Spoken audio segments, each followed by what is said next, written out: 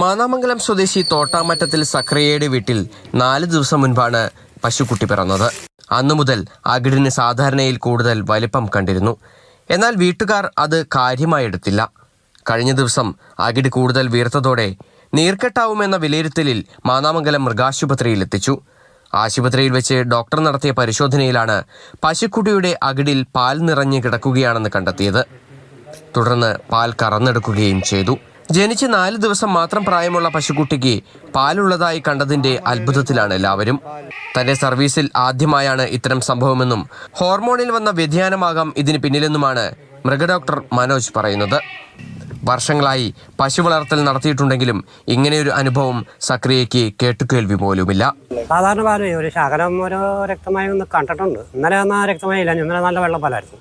എന്നാൽ കിടാവ് കുടിക്കണതിനോ തന്നെ കുടിച്ചോടെ തന്നെയല്ലോ, കുടിക്കണതിനൊന്നും ഒരു കുഴപ്പമില്ല. കുടിക്കുക പോയി കളിക്കുകയൊക്കെ ചെയ്യുന്നുണ്ട്. വീട്ടിലെ 4 വയസ്സ് പ്രായം വരുന്ന വളർത്തുപശുവിന്റെ ആദ്യ പ്രസവം കൂടിയാണിത്. പശുക്കുട്ടിക്ക് മറ്റ് ആരോഗ്യപരമായ പ്രശ്നങ്ങളൊന്നും തന്നെയില്ല. ഇപ്പോൾ ഹോർമോൺ ശരിയാക്കുന്നതിനുള്ള മരുന്നുകളും മറ്റും ചെയ്തു വരുന്നു. ഒറ്റ പ്രസവത്തിൽ അമ്മയും കുഞ്ഞും ഒരുപോലെ പാൽ ചുരത്തുന്ന കാര്യം നാട്ടിലറിഞ്ഞതോടെ പശുക്കുട്ടിയെ കാണാനും നിരവധി പേരാണ് എത്തുന്നത്.